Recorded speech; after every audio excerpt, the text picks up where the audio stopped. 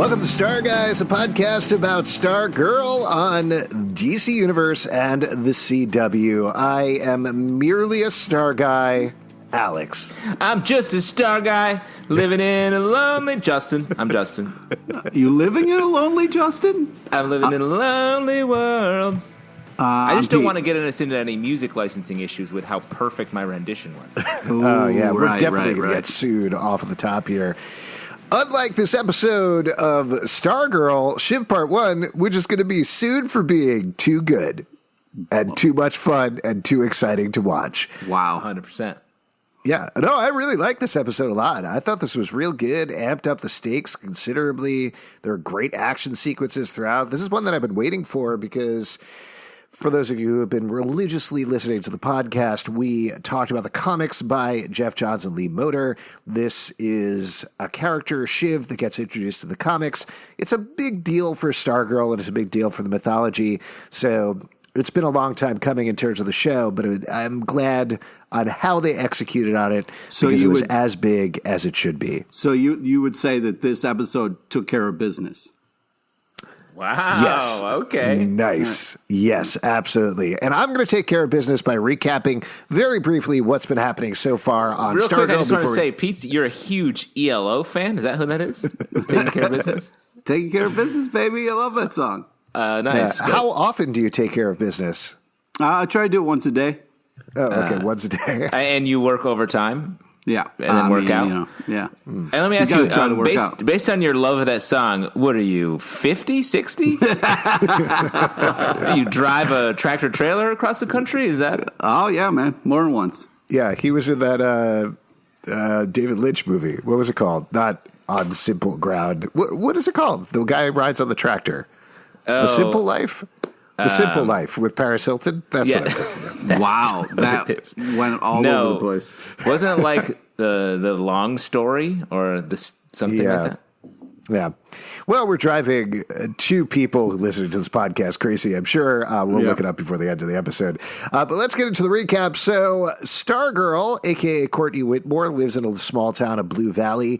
She is a superhero, not in training. She doesn't want to be in training. No, she doesn't. You're going to say what the movie is? The Straight Story. The Straight Story. There we go. Anyway, here's the straight story about what's going on Stargirl. Way to let that sit. We've got to give time for people to Google this movie about a man who drives a trailer across the tractor across the country. Shot in black and white, I believe, and definitely it's just a very normal David Lynch movie. Nothing bizarre happens. It's just a nice old man on a tractor the entire time, which is weird. It's a symbol for America. And Pete, as we should say, played the man on the tractor. That's right. Yeah. That's why we call him Straight Pete. Yep, we call him Straight Pete. Oh, man. Because he takes care of business. Yeah. Every day. So Stargirl, living in Blue Valley, has superpowers, or rather, not exactly. She has a cosmic staff that gives her superpowers. She has been kind of working on and off / butting heads with her stepfather, Pat Dugan, who was a sidekick back in the day named Stripesy, who worked with an organization called the Justice Society of America. The Justice Society of America was killed by the Injustice Society of America 10 years ago. They relocated to Blue Valley, Nebraska to start some sort of evil plan. We've only seen little bits of that plan so far. They have gotten a satellite dish. They have gotten some radios, I think. I think they just want to have like the good cable, like not this regular cable. They want that good shit. We gotta get free direct TV. Let me tell a very quick story in the middle of this recap. When I was in college... Sorry, is it going to be a straight story or like a wobbly one? It's a pretty straight story. When I was in college, I had three really close friends, and after our sophomore year, we were like, where should we should all live together in a college dorm. And we were like, my friend, this hockey player, was like, Sean, he was like, we got to live in this dorm because if we get this room, it faces the right direction for us to get a satellite dish. And we were like, what the fuck are you talking about? That's not a goal of ours. But sure, we ended up getting the room, and then you couldn't have cable on campus in your room.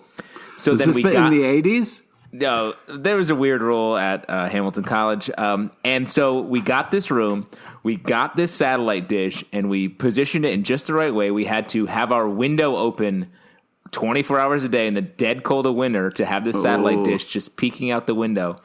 We put a board over the window, over the alcove to keep us from freezing. But we had full satellite television our entire junior year, and we're like the hang space. So I get where the Injustice Society is. Did you fail out after that? No, I failed upwards into a career podcasting and watching television.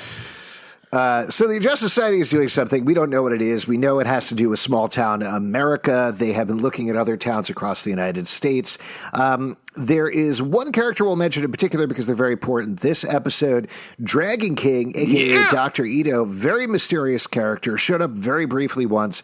He has been experimenting with bodies. He seems to be the scientist of the organization. And as we find out this episode, he also has a daughter named Cindy Berman, who is a real asshole to everybody at school. Yes. She is super mean. She has also been gunning hard for a guy named Henry, who is the son of Brainwave, one of the members in the Injustice Society, who was put in a coma in the second episode by Stargirl. Now, Henry also has been developing brain powers of his own, seemingly, but he doesn't quite know that yet. We delve into that pretty heavily this episode. Cindy, if you watched on DC Universe, at one point wanted to be friends with Courtney. If you only watched it on the CW, she hates Courtney and never wanted to be friends with her. Keep that in mind for later. Ooh, interesting. What an it interesting is funnily important. I mean, we'll talk about a moment that happens later on in the episode. But she also kind of hates Yolanda Montez, who is one of the members of the new Justice Society that Courtney has put together. Yolanda Montez is Wildcat. Rick Tyler is the new Hour Man. Beth Chappell is the new Dr. Midnight. And last episode, they went up against Sportsmaster and Tigress, two of the members of the ISA. Kind of lost, kind of ran away, sort of reached a stalemate. But now the ISA knows about the new SJSA, and they are gunning directly for them. Last and most importantly, Barbara is the mother of the Dugan Whitmore family. She has a job. And also there's Mikey, and he is the son of Pat, and he likes candy and eating. Well, I guess his defining quality is liking candy, technically. Yeah. One of his many qualities. I got to say, this is a huge ep as far as a lot of things happen. A lot of things we've been waiting for is kind of paid off. Plus, Mikey, as much as some of us like him as a one-dimensional character, and Justin, who's a classically trained piece of shit, complains about him as a character. He gets some real depth. We get a little behind, the kind of curtain a little bit with Mikey. We also, the janitor finally gets a due. We finally get some more Dragon King. This was a huge app. Huge app. And I got to say, in the past, I've come out and said that Mikey sucks. Yeah. And this episode, I think we got to really explore more about Mikey, and we know that he sucks so much deeper than he ever did before. Stop it. Stop. He likes candy and being sort of passive aggressive about parents. Hey, Barb was going away. Nobody got her anything but Mikey. All right. Got her anything? She's going on a work trip. It's a gift-giving situation. He gave her a bag of candy. It was weird. Yeah, also, he's like 50 years old. So move out already, Mikey. Yeah, Mikey's old. He's addicted to candy. He's a crippling candy addiction. Well, guys, not just any candy. Like, he gave her some very specific, great candy. I'll tell you what. I saw a set of Mikey opening for Bobcat Goldthwait back in 82, and he has not aged a day. Yeah, exactly. I still got it. So, in this episode, I realized Mikey is like the child in a early 90s Chevy Chase movie. He's like the goof child who's like, hey, Dad, I don't know. I just like girls or something. Like, he's like... what are you talking about? That is spot on. He is straight out of a vacation movie. Yes. No 100%. Let's jump into the episode. Gold. Let's talk about this. There might be other things to talk about than Mikey and his candy addiction. So we start off with Courtney. She runs down to her staff in the basement. She's so excited. Says good morning. We get a montage of the whole JSA. Staff, good morning. I mean, come on. This opening sequence was delightful. You see Rick is carving an hourglass in the stump where his parents were killed, which is very sweet and sad. Yolanda is training. She loves her mask. Beth is taking care of business every day on her goggles. She hasn't even made lunch with her parents. She's so happy. I thought that was such a good moment. First off, why does Dr. Midnight have a karaoke mode? Like, what's going on there? In the middle. Again, you mentioned this a couple of episodes back. He's basically Google on steroids, and that's pretty much it. Yeah. So she was probably like, hey, Dr. Midnight, play my jams. And he was like, yep, taking care of business. This very old person song. And I love that Beth is like, yo, make your own lunch, parents. You shit on me all day about my life. Now you're cooking yourself.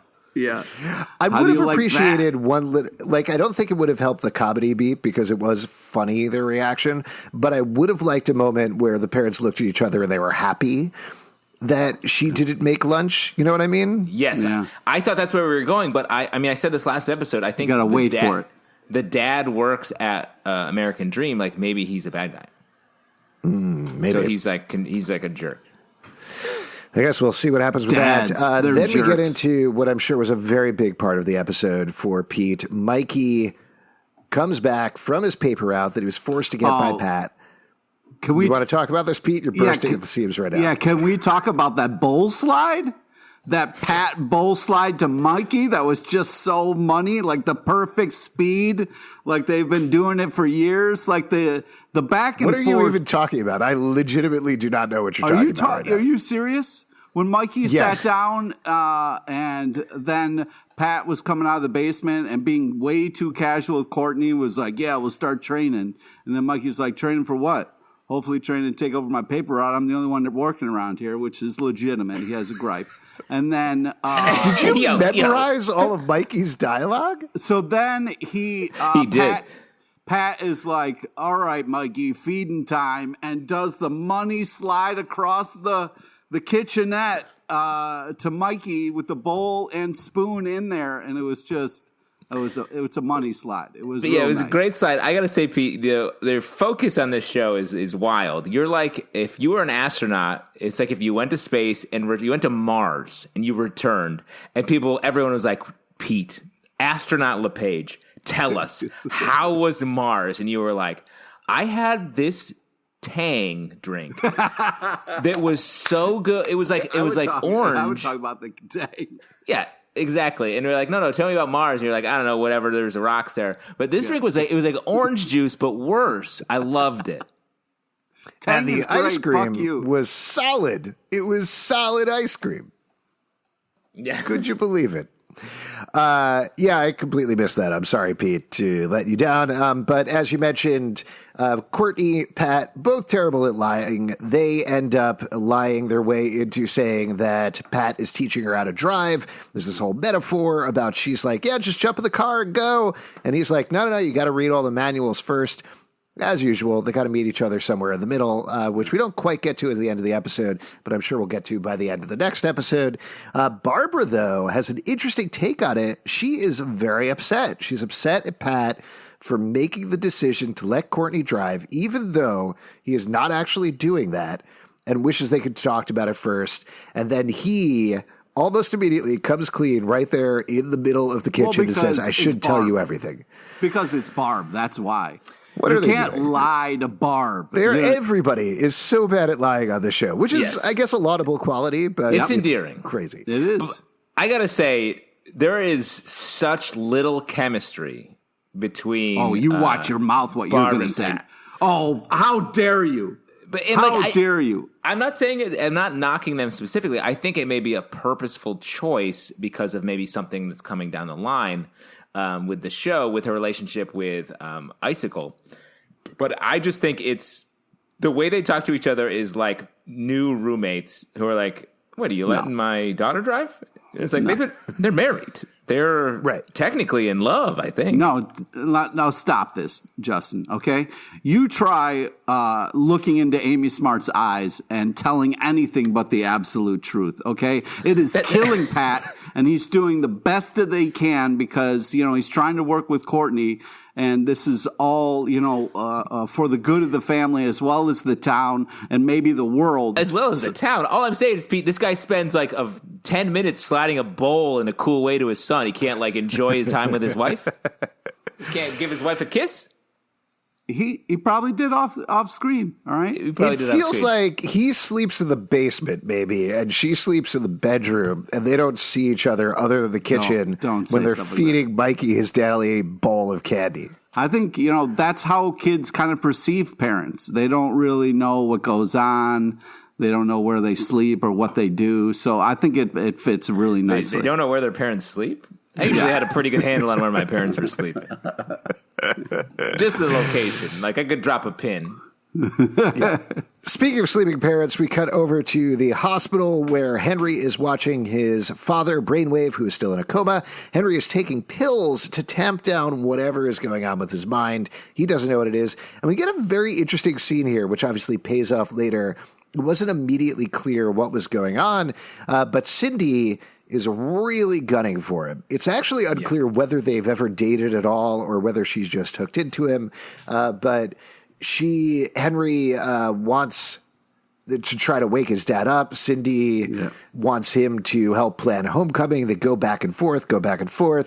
Henry doesn't care. He doesn't want to leave his dad. He finally settled on, you stay with me for a while, and they hug, and she hates it. Clearly, it's a fake hug. It wasn't a real hug, and that's the worst kind of hug.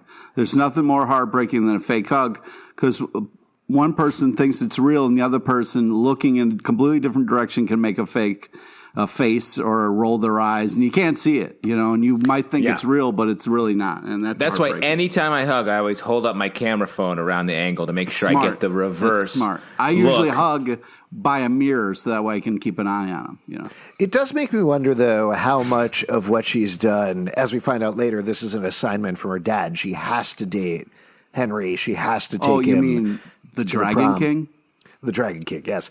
Not I just just wonder if dad. Things like when she sent Yolanda's nudes out to the entire school, was that also an assignment? Is that everything that she's done, or is she legitimately just chaotic evil? I think she was eliminating, because she needed to date him, she was eliminating a romantic rival so she could get closer to him. But honestly, what I loved about this episode is it threw a lot of questions at us. Or a lot of things happened that we didn't quite know why. So I'm spinning this in this episode halfway through. I'm like, oh shit, the mom died. Did she replace her daughter's consciousness? And that's actually the mom who is the villain Shiv. And I'm going crazy. And I love that about this show. They set it's very smartly done where there's a little bit of open area for us to think what we want. And then they slowly walk us back to the actual story. It's well done. And speaking of slow walking, we got a slow motion walk of the Justice League in the hallway. Man, these segues are on fire this episode. I'll tell you what, Pete, that's the kind of segue that's going to get you a kiss from Amy Smart. Off camera. It's going to be off camera. It's going to be a Pat Dugan style kiss. Hey, you'll come up from your basement sleeping area, and she'll be there with a pile of candy and a kiss on her lips. Oh, my God, don't. Anyway, it's homecoming week. Grease is the word. It's a Grease-themed homecoming week. And as you mentioned, there's this very badass slow-mo walk that gets broken apart by Cindy. Says, watch where you're going, losers. But I love seeing everybody together. I love seeing even Rick smiling a little bit and excited to see everybody.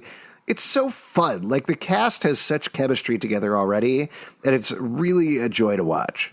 Yeah, I love this. I like how they were having their power moment. It was completely interrupted by Cindy and her because it set her up with that moment for the rest of the episode in a cool way. And they have a cool moment, but they're also bad at it too, which is their whole thing. Yeah. So we find out a little bit of information from Beth, who just naturally knows this. It has nothing to do with the goggles. They talk about why Cindy is so mean. As you mentioned, her mom died. Her dad remarried twice. Rick just thinks she's a horrible person. And regardless, Beth is very excited. She shouts out 6 more hours than JSA time, and everybody's like, shut up. Stop shouting that in the middle of school. We very briefly go over to Jordan. And this is another thing I wanted to talk about because I feel like this is something that's not going to become clear until the next episode. But Jordan is looking some files, immediately goes to Barbara and offers her an opportunity. They want to secure, I think it was a sewing machine factory. Yes. Yeah. Maybe after Courtney broke all the sewing machines a couple of episodes back. They feel like they need to invest into it. But he invites her out on this one-day business trip, which it turns out it seems like they're both going on together. So what do you think the intention is there? What's actually going on? Well, obviously, when he looks at Barb, he sees somebody who can really win people over and someone who can pull off a lot of different things. So he's like, obviously, we have to leverage the best person we have at the company. So if you need somebody to pitch something, you're going to send Barb. Wow. Your Amy Smart worship has seemingly no end. I mean, I'm hoping this is going to feed into sort of the Courtney father mystery, where she's so sure that it's Starman, and I think we're going to find out it's not.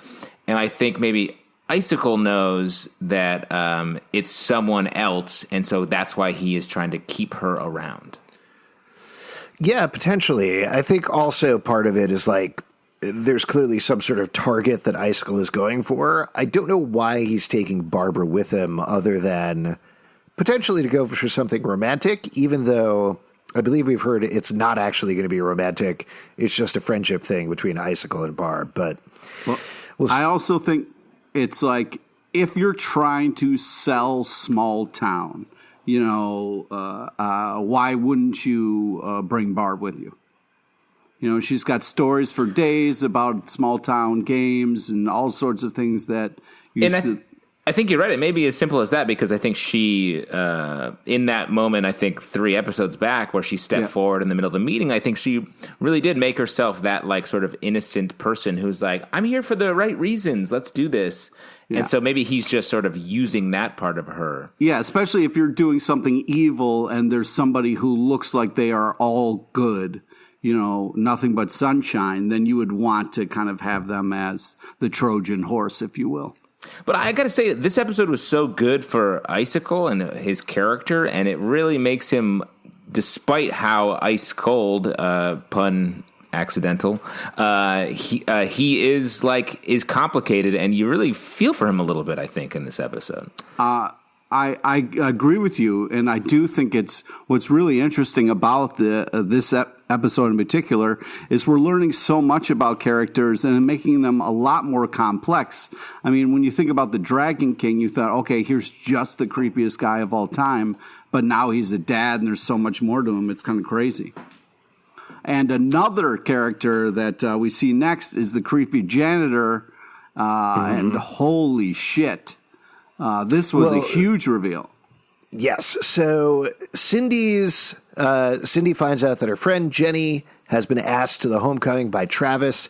She says the dance is for losers. Her friends is like, why you're such a bitch? She needs a break from Cindy. And now Cindy is completely alone. And to the point that you were just making, Justin, even though Cindy is actively bad, I think by the end of this episode, you still feel for her and you understand her and you kind of understand what she's coming from. And there's points where you feel her isolation and loneliness. It doesn't excuse what she does, but I like that we get there. As Pete mentioned, though, there's this creepy janitor where, again, if you've been watching on the CW, you haven't seen as much of this because they cut out a bunch of his scenes, but he's been in pretty much every episode. We finally find out a lot more about him. Here's the dumb thing. So wait, what, Pete? What do you, I don't like the way that you're saying dumb thing, and we're finally talking about. I was about to slam myself. I was going to slam myself because I had this theory that it was going to be Starman, and he would rip off his beard, and it would be Joel McHale. As I think we mentioned towards the top of the podcast, we reviewed the first volume of the book, which is the first 8 issues. Right.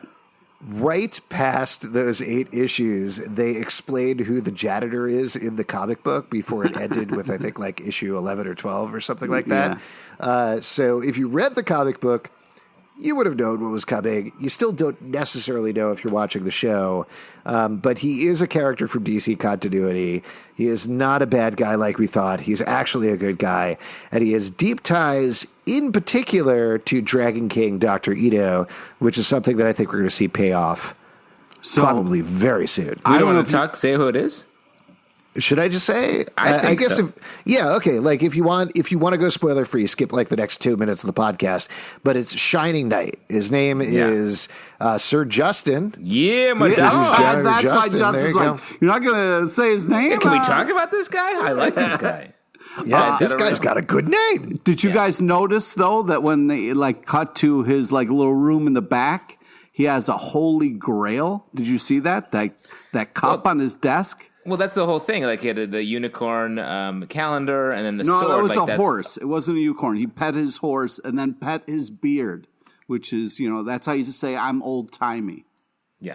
Well, actually, what it is in the comics, at least, is he has lost his memory. He is a knight back from Arthurian times in the DC universe. He was part of, I think, one of the magic organizations, probably Shadow Pact or something. I don't honestly remember.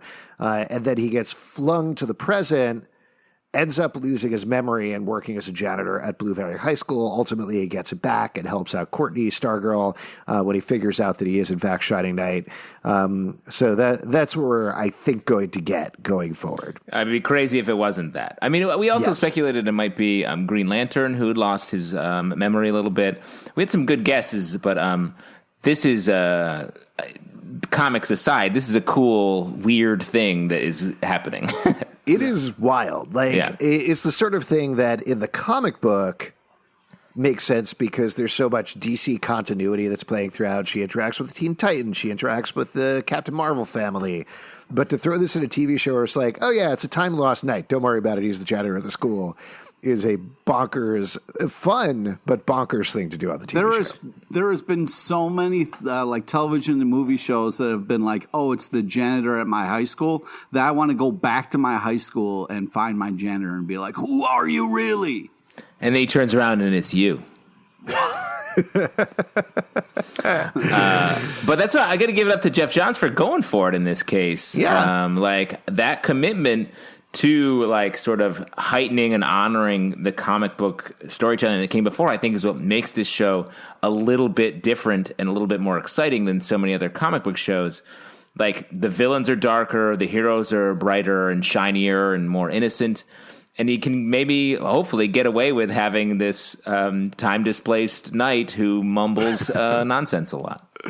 So far, there is no book so bad that it does not have something good in it. Yeah. And it's fucked up also that he works both the day shift and the night shift at this school. Give this guy a break. It should be another I don't even know if he works there. He might not work there, to be honest.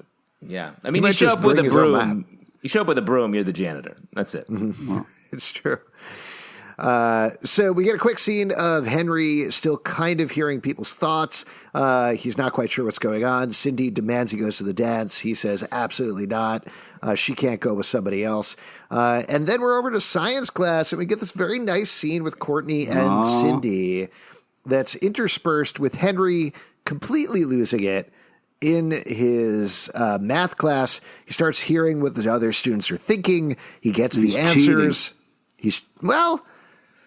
If you could hear what everybody's answers are, would you ignore that and just do the work yourself, or would you just write down the answers? Yeah, I mean, are you there to learn, or are you there to cheat? You're there to grow. God. Guys, if you've done the homework, you're going to hear the thoughts coming from the questions themselves. Whoa. The equations just want you to answer them. This is why you're a good teacher. Thank you. Yeah. I have a very particular way of talking about it in that the math is talking to you. Listen to the six, man. The six wants to tell you about division. So interspersed with that, we do get the scene of Cindy and Courtney working on a chemistry project together. They get partnered up. Courtney kind of sucks it up and tries to bond with her about their dead parents, which works. And she finds out that Cindy doesn't need to look at the directions at all. She's amazing at chemistry. She does awesome. She played with dangerous chemicals as a kid. As you do. And Cindy just nails it. Like, she absolutely nails it. And you can see her softening a little bit. And this is the moment, the biggest moment in the episode that I really wanted to talk about is Cindy asks if she's going to the dance. They say no. They say we can hang Saturday night. She says, I'll call you. And Courtney says, because you have my number. And now here's the thing. The scene of her getting her number was cut out of the CW broadcast. So if you watch that only on the CW, this makes no sense. No sense. Whatsoever. No sense. How could you possibly make How would you get that call back? You couldn't get it at all. They cut out the scene. You could also say, you might think she's just a creep who has everyone's number. No, it makes no sense. None. Yeah. Garbage. Very angry. But it was really nice to see them connect like that. Yes, I agree. I like their friendship. It's a bummer that it didn't work out at all, but I mean, because they could have just had them hate each other the whole time. I'm a hero, you're a villain. We're completely opposite. Kind of boil up like Courtney wants to fight her later on, maybe. But the fact that they're playing this similarities, especially in this episode, and we get like a kind of montage a little bit later of them both getting lectured by their dad. So I think it's really cool. What I also like about Cindy and the way they play it is she's not nice because has no interest in being in school. She has what she wants to do. I feel like that's a true thing about a lot of kids in high school where they're like, I already know what I want to do, whether it's I'm going to go to college and do this, or it's like I'm going to take over my family business, whatever. That frustration just builds up where she's like, I hate it here because I have no interest in this. And so like I think you get that from her, and it gives you a little bit of sympathy like we talked about. Well, then we kind of lose that sympathy in the next scene because we get a harrowing scene of her going home. She has a driver who takes her home. Her mom is home, terrified of her. She knocks the snacks right into her dress. Poor snacks. I mean, Mikey could have eaten those. I think there was a quick shot. I couldn't quite tell. I didn't slow it down or anything, but I think like he darted out from a hole in the wall. You see what caught all of them. What's nice is I'm hoping the bonus on DC Universe, you're going to see Mikey like come through the window on his Paperboy BMX bike, slide, catch the cookies before they hit the ground, and then ride off into the sunset. He's the real just hero. Like a yeah. It's like a Paperboy action movie starring Mikey. Get on board. Great. So Cindy knocks over the plate, says her day was awful. They go back and forth. The mom is totally terrified. She wants an after-school snack of cheese and wine. Her mom is like, no, there's very strict rules about alcohol. She's like, no. Do you want me to tell your dad that you were so mean to me? And she promises to take the bottle of Pinot Noir that she's hidden in her room and leave it in Cindy's room, which is pretty hardcore wine for a kid, I gotta say. I mean, give your kid Merlot. They're not going to know the difference. Don't waste a Pinot Noir on your kid. Well, maybe she likes a lighter wine. She likes something that has lighter tones with maybe some tannins, but maybe not. You don't understand. I will say, go with the white wine then. What are you doing? I'm definitely getting some Paul Giamatti notes from her performance in the episode, so I think it does make some sense. That's a Sideways reference. Yeah, no, I got it. Yeah. Definitely fits right with our taking care of business stuff from the beginning. But she doesn't wait for the wine. She punches in a code, goes downstairs to see her dad, and immediately, which I love, we get an establishment. There's these animal sounds in the basement. She sees Grundy locked up, says, stop growling at me, creep. Was that Grundy, though? It was like more of a Gorilla Grodd growl than Grundy. It sounded more animalistic, but that was definitely Grundy. And the thing that I appreciated about that is like, it's beyond she's an asshole, beyond her dad is a supervillain. She knows everything that is going on, which puts her on a very different level from Cameron, Icicle's kid. It puts her on a different level from Henry, who's Brainwave's kid. Like, she is in the loop on everything, and I love that choice. Yeah. So we then go over to the JSA a little bit for a bit of training with them. They're at Pat's shop. Pete, anything you want to say about that? Like the pull into the shop or the outside of the shop? I love Pat. Pat's the best. Yeah, it was. We got a couple car shots, which was really nice and very tastefully done. A lot of old cars in his shop that are pretty cool looking, for sure. I think it's interesting the way Pat talks in this scene. It really struck me. He sounds like he's narrating a documentary about his life from inside his life. That's awesome. This scene was bonkers. Like, yeah. I understand intellectually what was going on here, that Pat was setting up a training session for the JSA. Courtney was like, no, we don't need any training, and going rogue and saying she could do it herself so that the JSA could get pissed off and be like, we're supposed to be a team. So I get that as an emotional arc.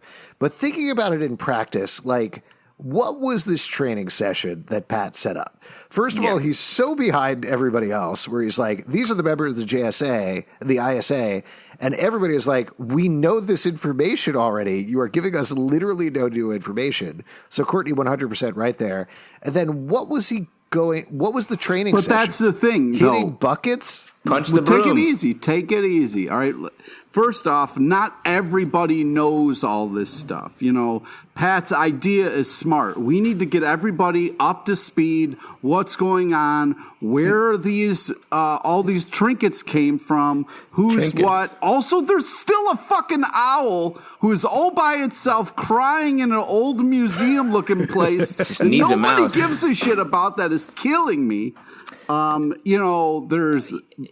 Yeah, but Pat doesn't say stuff that's super helpful. He says, sports master, good at sports, watch out. And they're like, yeah, we fought him. And then they're like, tigress, watch out, she can jump off a wall. And they're like, yeah, that we know that is the one thing we do know. Yeah, but that was just his prelim speech. He was going to get to the meat of the matter.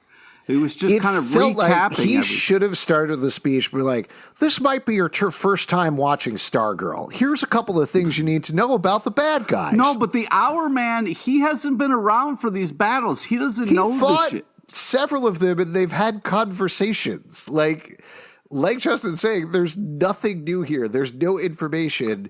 And then once she knocks down was the training session...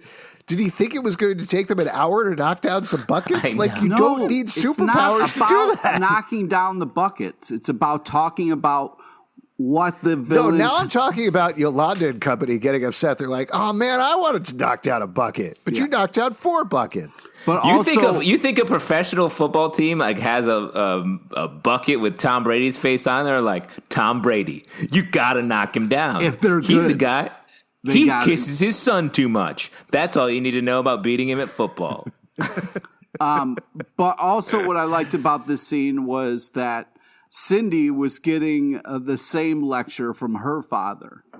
And they were both kind of like ignoring her. That was also a cool bit.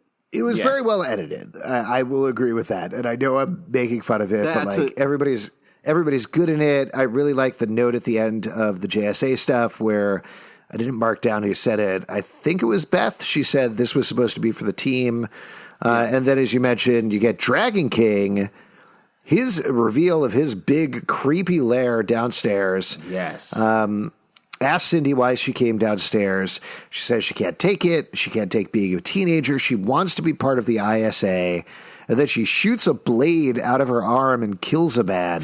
And Dragon, which just a red shirt, total red shirt situation. Like just guys standing there, just taken out for no reason.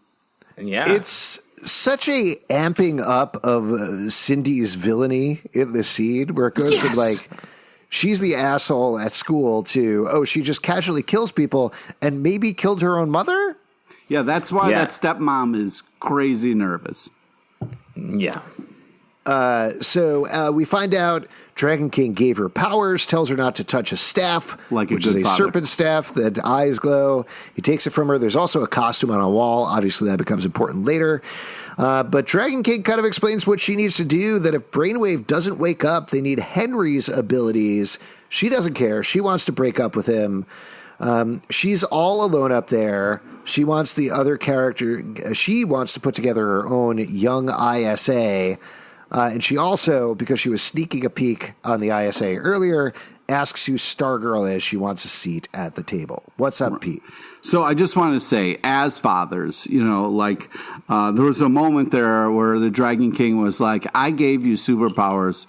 What the fuck do you want from me? And I kind of feel like the Dragon King has a point, my whole life have wanted superpowers. I feel like I would leave somebody alone if they gave me superpowers. I wouldn't think that I would also then bother them a lot.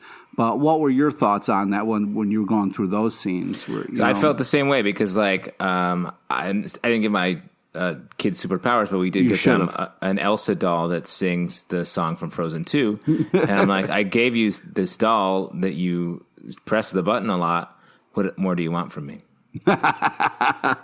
Similarly, with my children, regularly I will give them dessert or a treat, and then they want a second dessert or treat. Wow. Oh, looks like you're raising a couple Mikeys. You got a couple of Mikeys on your hands. Certainly feels that way sometimes. Yeah. You should yell at your kids and be like, stop being a Mikey. They do love Pop-Tarts. Oh, who doesn't? Man, this is all coming clear. Who doesn't? Uh-oh. This is bad. This is very bad. Very bad. Let me ask you, do they deliver all of their questions to you in a sort of 80s stand-up comedian tone of voice? Yeah, exactly. The other day, my daughter pulled out a cigarette and stuck her hand over her head and put the cigarette in her mouth and was like, hickory dickory dock. And I was like, whoa, what's happening here? I did see your son with a tie, and he was like, I get no respect. Yeah. Wow, I think you got some real tough comedians on your hand there. I am halfway to a Caddyshack reunion in my own house. Oh, no. Oh, dangerous. So Courtney's upset about being told she's not ready. Pat completely shuts her down. I will say, we make fun of Pat a lot on the show. I did like how forceful Pat was being in this episode. Like, even if his training session is dumb, what he is saying to Courtney is not wrong. Exactly. And that's the lesson that she learns in the worst possible way by the end of the episode. And I like his character and everything. And I think it's purposeful that he is sort of a goober in a lot of it. And we see later in the episode, the janitor recognizes that he's Stripesy. He is that person. And so it is useful both in town and in his family, but also in the superhero side of the story. He is that one who always comes through right at the end to just fix things. And I think it's good. And he does that again here when he takes the kids out. Yeah. Biggest scene in the episode, of course, Pete. Mikey, as we mentioned, gives a candy mix to Barbara to take on a trip. I got emotional. Just the what he picked out for her was just so caring, and you could see how touched Barb was by it, and she kind of looked around at the rest of her family like, nothing from you guys, just Mikey's the only one who's gonna miss me and care. Oh, okay, fine. Yeah, the weirdest thing to me about their relationship, and this is getting back to what we talked about earlier with Pat and Barbara, is how long did they date before they got married? Because it feels I would guess 7 to 8 minutes. Right? Because it feels like Mikey and Courtney never met before they moved to Blue Valley. Yeah. Which is weird. Yeah, no, I mean, we'll talk about that scene in a minute, but it's sort of with the way Mikey talks to him, I'm like, what are you talking about? What do you mean, what is he talking about? I don't know. He's just a character that I'm like, what is the headspace here? I can't, impenetrable head. Obsessed with candy. And then he goes after Courtney for being like, hey, you have a mom and I have a dad and that's it. Don't talk to the other one. It's not how families work. He's just jealous of the amount of time. He used to get to hang out with Pat and Pat would buy him food and he was happy. All he cares about is the food. He's getting less food now and it's upsetting him. He has a right to be upset that, he used to be able to hang with his dad and now his dad's in a creepy basement all the time and out late all the time. He has a valid point. Mikey is like the cartoon mascot for a Saturday morning cereal. He's like Cookie Crook. He's like Toucan Sam. All he cares about is eating the snack. Even Toucan Sam wants to spend time with his father. There's nothing wrong with that. I didn't read that on the back of the cereal box. What commercial had Toucan Sam being like, Dad, I really have to miss follow you. my nose to hang with my father. You got to rewatch them. There's a couple real touching father episodes. To follow my nose to my daddy issues that are developing. Hey.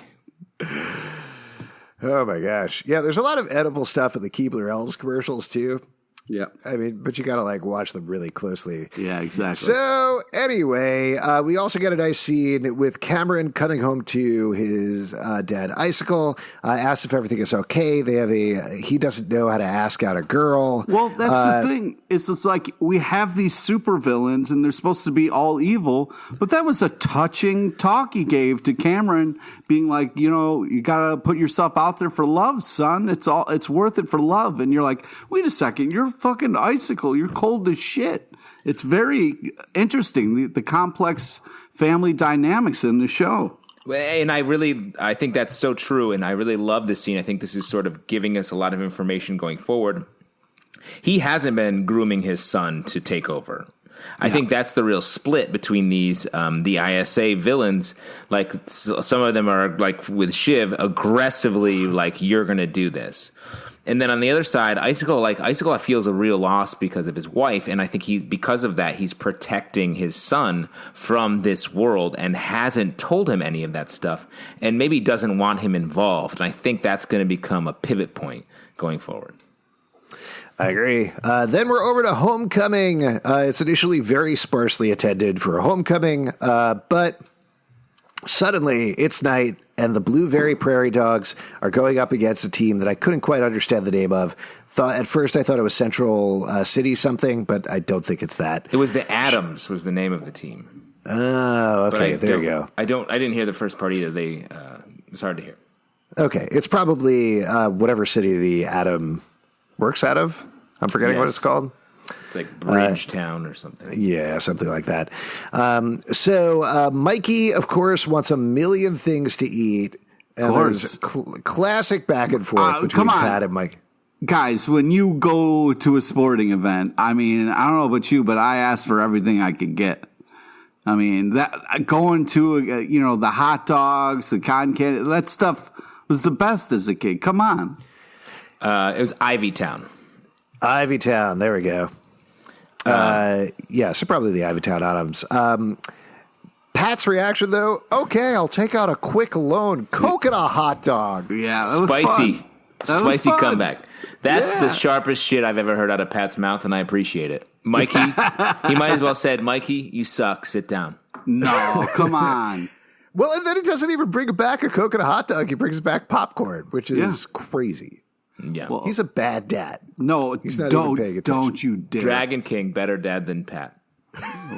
Well, by the way, just hold that off for our dad rankings, which we get to at the end of the show. Dad power rank. As always, we always power rank the dads, including ourselves. But I do think Mikey's more of a supervillain than Shiv will ever be.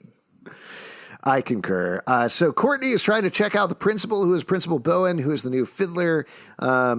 Pat's like, leave her alone. We get the fight about whose dad is whose, and he's like, it's my dad, not yours. He's pretty pissed about it. Mikey is upset. He says he's not with Barbara 24/7, despite the fact that they're having candy parties all the time, and he's giving her sacks of candy, but, whatever. And then we get another sweet little scene. Cameron sits down next to Courtney, asks her to the homecoming dance. She says she would want to go, but she made plans to hang out with Sydney Berman. But then she decides, she says yes, and says, you know what, they can hang out some other time. What do you think? Rude move or good move? I thought that was, it made you really like Cameron. I mean, he's so earnest, and he's someone that's just like, he's trying to be a kid. And I like the way that Courtney had to choose between her sort of like, it felt weird that it was like, why is she so committed to hanging out with Cindy when it's not part of the mystery? It's just she wants to hang out with Cindy. But it feels like that's some of her superhero instincts sort of taking over. And then she ends up choosing going to the dance with Cameron, which I think is the right choice, especially with what is about to happen. Yeah, I mean, I agree it was the right choice. The only thing that's weird about it is then she goes to talk to Cindy in the middle of the football game, which it feels like the sort of thing that could have waited until afterwards. No, when you see the cheerleaders are on the sidelines because they can be constantly approached with any question you might have. Oh, okay. Yeah, like, are you guys going to do we get the ball, let's go, we get the ball, let's go, go? Totally up for grabs. Yeah, just let us know. Let us know what's going on. So then we jump over to Courtney goes to... so Courtney goes to talk to Cindy. Cindy's like, you know what? Never come over. Let's never talk again. And then we get into the beginning of our big action sequence. Principal Bowen gets a call. We get a brief thing of Crusher, a.k.a. Sportsmaster, going up and razzing Pat really badly about eating badly. But everything is ready, according to Principal Bowen. They've been trying to wake Dr. King up, which sounded very weird when she said it out loud until I realized they were talking about brainwave. Yeah. And turns out there's a secret door in the principal's office. Courtney As gets all her principals' offices have. Absolutely. Courtney gets her Stargirl costume and staff. Janitor Justin is there, just misses her, doesn't see her at all. Now the staff... Yes, go ahead. It's a sweet staff moment where the staff knows, like, oh, it's going down, So it was cool that, like, she went to her locker and the staff was right there, ready for business. Take care of business. Every day. Yeah. And the staff finds the trigger for the door. The door closes, locking her in. At the same moment, Cindy runs down to the lab to see her father, which made me very confused about the whole layout of how everything works in Blue Valley. Because how did she get there so quickly? I'm not sure. In the middle of the game. Everything in the town is underground tunnels, man. Near the school, apparently. Yeah. It was a little weird, but it's fine. She goes in there. The goon doesn't talk to her. He's changed the code to the staff. She gets frustrated, says he's never there when I need him. She sees Stargirl on the camera, sees the costume, and puts it on. And we get putting on costume montage, very similar to the Stargirl putting on costume montage from the second episode, which felt very purposeful to me. Yeah. And then we get the big fight sequence. Stargirl... this is so well staged, so epically done. I loved it. How'd you guys feel about it? Really great across the board, like from all the different moments from each of their perspectives. The moment where Courtney blasts her in the face with the staff and then she heals, I thought was cool, very cool, very well done. And allows Courtney to realize, like, oh shit, I am not maybe prepared for this. Yeah. And that, oh no. Yeah, that was fun. But I really liked how they kind of were fighting in, the dance room where the big dance is going to be held. That was cool, the homecoming dance. And then what I was worried about, like, because sometimes when people get too into the effects, we don't get to see the fight sequences. Like, if they wanted to show off the cosmic staff too much, everything's too dark, so you see how cool the staff looks. But they're doing a really good job of balancing it so you can kind of still see the heroes fighting and also how cool the cosmic staff looks spinning around and stuff. There was that shot as they're fighting where the camera is just circling around them as they're on the record in the middle. Yeah. That was great. Really cool. To your point, the fact that they held on that clearly showed off whether it was the stunt doubles or the actresses doing the fight scene. Very, very cool. I was really impressed by that. And then harrowing, horrifying end to it as she stabs Courtney through the hands, breaks the staff in half, and then the janitor saves her. The staff heals itself, which was an interesting note.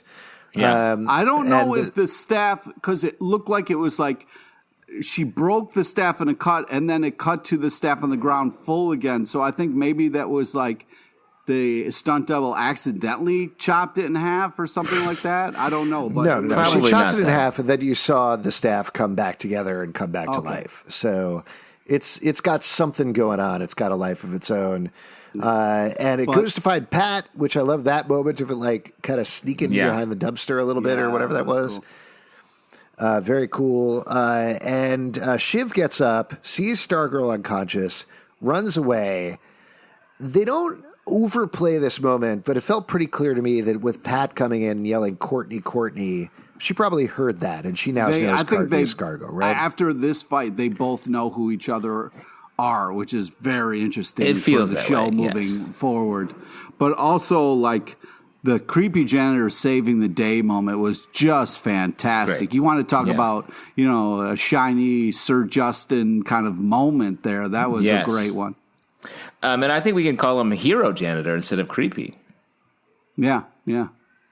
Absolutely. Or should we call all Justin's hero? That's what I'm talking about. Let's get to the point here. Justin's really it means the name means the just one. It means the just one. We also got kind of the Stripesy recognition moment, which was cool. Yeah. Yes, he recognizes him as Stripesy. Again, this is kind of spoilers for the comics. They may not go in this direction, but they have mentioned them before. But Shining Knight is part of the All-Star Squadron, which is the super team before the JSA. So I think we're probably going to get some notes of that as well, which might be kind of neat. Yes. And then we get that last moment, so heartbreaking, of Courtney unconscious, lying there, Pat cradling her. I felt for sure we were going to get a little more of the episode with, like, Courtney being taken away or Shiv being like, Courtney, you're Stargirl. But ending on that moment was so powerful and so heartbreaking. Yeah. It really it added so much stakes to what we had just seen, what felt like sort of a fun battle. It really put it in like a sort of like, oh shit, this is much more serious. Yeah, because as we saw in this episode, Cindy does not play around. Yeah. So her like double oh no made it so much better. Yeah, absolutely.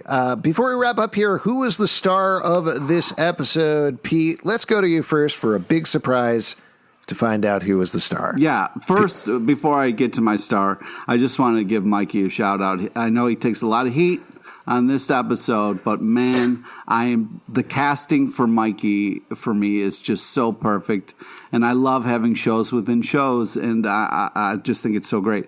But Cindy to me was the real. Can I just say, if Mikey can't take the heat, he should get his Pop-Tarts out of the toaster. Because that's a very Mikey thing to say. He's got him in that toaster. Yeah, I was really impressed with Cindy. This actress is killing this role. There is so much to this character, so many different aspects, and you never feel like this character is waving. It's always very cool and very powerful, and I'm impressed with all the dimensions that this actress is able to pull off with this character, and like Justin said, made her vulnerable and did like a bunch of different stuff. So I've been really impressed with this character and how this is unfolding. And the similarities between Cindy and Courtney are great. And I'm looking forward to more showdowns as it kind of moves on. Yes, perhaps in a part 2. I'm going to give it up for Courtney. Just great episode for her. The fight, the way she smashed those bucket heads that Pat made was badass. Like, she felt like a real hero in that moment. Even though she lost her battle at the end of the episode, I thought that was like real proof positive that she's like ready to do this. This was a little part of the episode, but I'm going to give it up for Cameron, actually, who was very charming this week. Yes. The show hasn't delved into romance or ships or anything like that, but his scene with Courtney was very cute. It's not a pairing that I necessarily predicted or thought of, though it seems obvious in retrospect. Like, you got who thinks they're the daughter of Stargirl and the son of Icicle end up dating. They find out who their dads are. It's epic. It's bad. That's such a smart storytelling decision. But making him a good guy who's very charming and very nice and helpful for his dad, I thought was great across the board. Yeah. All right. Couple of things before we go. First of all, we are going to have a bonus episode for this episode of Stargirl that will go up Tuesday night after the CW airing. We got a special one for you this week. We talked to none other than Nelson Lee, the Dragon King himself. Man. For a post cap on the episode. Super fun. Great guy. I can't wait for you all to hear the podcast with him because it's a really fun time. Also, if you want to support us, patreon.com/Comic Book Club. We do a live show every Tuesday at 7 p.m. to Crowdcast and YouTube. Come hang out. We'll chat with you about Stargirl. iTunes, Android, Spotify, Stitcher, or the app of your choice to subscribe and listen to the show. Star Guys Pod on Twitter, Instagram, and Facebook. ComicBookClubLive.com StarGirl.com for this podcast and more. Until next time, we're the Star Guys, signing off.